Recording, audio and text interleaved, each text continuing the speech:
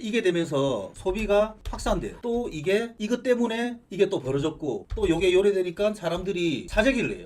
가스 뭐 석탄 이런 걸 안 떼니까 또 연료가 또 부족하네. 공장이 지금 뭐 중국에 돌아가니 안 돌아가니 연료 부족, 공장이 뭐 가동을 제한, 지금 이렇게 하고 있거든요. 지금 결정적으로 뭐가 안 되냐면 물류가 잘 안 돌아갈 수 있어요. 지금 잘 안 돌아갑니다. 지금 선적한 날에 제때 선적도 안 되고 지금 아주 상황이 많이 복잡해졌어요. 중국에 대해서 도대체 제품 가격이 어떻게 되는지 제가 그 얘기를 하려고 합니다. 저번 달에 31년 만에 미국 물가가 6%가 올랐대요. 그리고 우리나라도 저번 달에 3%가 올랐고 중국도 13.5%. 그리고 특히 지금 중국에는 사재기 한다고 지금 난리가 아니거든요. 그렇게 사재기를 하고 지금 물류가 안 돌아가고 공장도 안 돌아간다는 거는 우리 원재재 값이 올라간다는 거고, 공장은 회사를 돌려가지고 물건을 만들어내고 그걸 판매함으로써 수익을 창출하는 어떤 그런 집단이잖아요. 그러면 애들 인건비라든지 이런 건 똑같이 들어가고 있는데 생산량이 그만큼 안 따라주니까 기본적으로 단가가 오를 수밖에 없습니다. 보통 단가가 오르는 게 우리 저 중국 공장 같은 경우 특히 춘절에 많이 올라가요. 제가 몇 달 전에 주문을 했던 똑같은 제품을 오늘 주문을 하려다 보니까 10.3위안짜리가 거의 18위안 정도 올라가 있더라고요.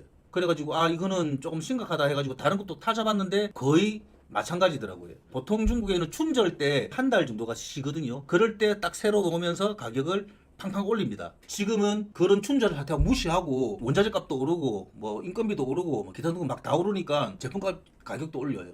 아마 이 여파가 조만간에 한국 우리 셀러들한테 올 거고, 그 여파가 그대로 국민들한테 바로 돌아갈 겁니다. 예를 들어서 원자재 값이 올라가지고 제품 값이 오르면 그 오른 만큼 100%는 다 반영을 못 시키겠지만 어느 정도는 반영을 시켜서 판매를 해야 될 거 아닙니까? 장사는 좀 남자고 하는 건데 내가 손해보면서 장사를 할 이유가 없지 않습니까? 어쩔 수 없이 물건 값이 오를 수밖에 없어요. 쌍스이절이라고 11월 11일 우리 빼빼로데이 날 중국에는 뭐 혼자 사는 아들 뭐 이래 선물 주고 받고 이런 날이거든요. 작년에 80몇 조인가 하루 만에, 올해는 그런 대대적인 뭐 행사 이런 것도 안 했거든요. 중국은 공산당이거든요. 같이 부의 평등을 만들어 가자라고 지금 하고 있는 거고, 지금 우리나라는 민간에서부터 이게 바뀌어가지고 정부가 따라 바뀌는 건데, 중국은 보통 정부에서 바꿔라 그러면 바로 민간도 바로 따라 내려갑니다. 그렇기 때문에 지금 정부에서도 제품의 어떤 장사가 많이 하고 돈을 많이 버는 어떤 그런 기조보다는 조금 더 다 같이 잘 먹고 잘 살자는 기조가 지금 나와가 있거든요. 중국이 제가 볼 때는 많이 과도기적인 어떤 그런 시대예요.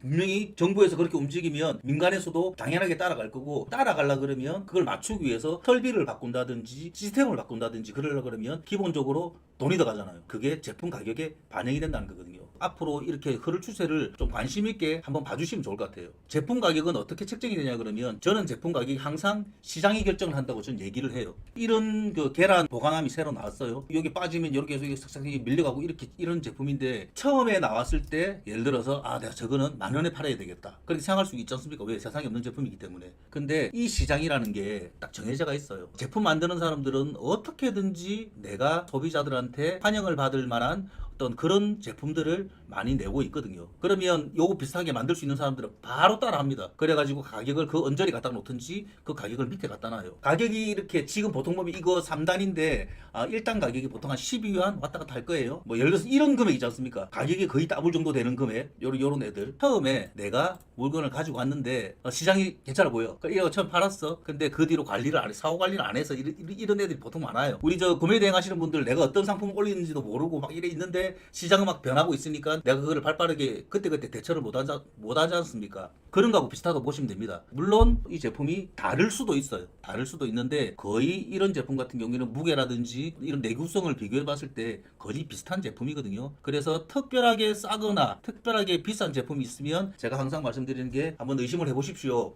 그리고 요런 애들이 지금 뭐 예를 들어서 다음에 기회 되면 제가 라이브를 요 제품 가지고 한 번 더 할 건데, 내년 초에 이 가격이 도대체 얼마까지 올라갈 수 있는지. 왜? 이 제품이 사양되는 제품 같으면은 가격이 떨어지고 말 거예요. 그건 재고 털고 치운다고. 근데 이건 꾸준하게 나가는 제품이라서 찾는 사람도 많을 거고, 그렇기 때문에 이 제품의 가격은 제가 볼 때는 한 5위안 13위안 정도까지는 아마 올라갈 겁니다. 30% 정도는. 물론 안 그럴 수도 있어요. 근데 일단은 원재료 값이 오르고 인건비가 오르고 공장이 원활하게 안 돌아가기 때문에 짧게 잡아도 춘절 지나면 거의 오를 거예요.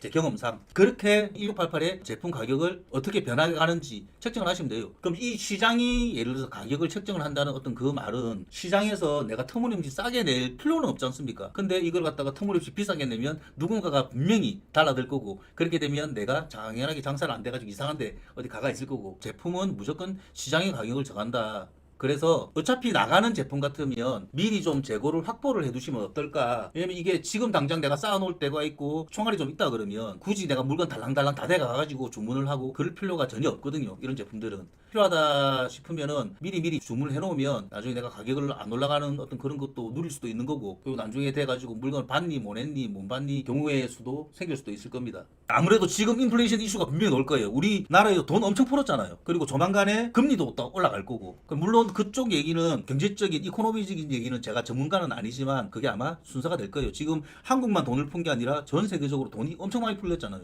극한 예로 베네수엘라 같은 데는 뭐 돈을 이만큼 들고 가가지고 뭐 밀가루 한 포대 사오고 그런다더라 아닙니까? 분명히 이슈 될 거예요. 장사하시면서 내 물건 파는 거 잘 파는 것도 중요하지만 세상 어째 돌아가는지도 관심 있게 보셔야 됩니다.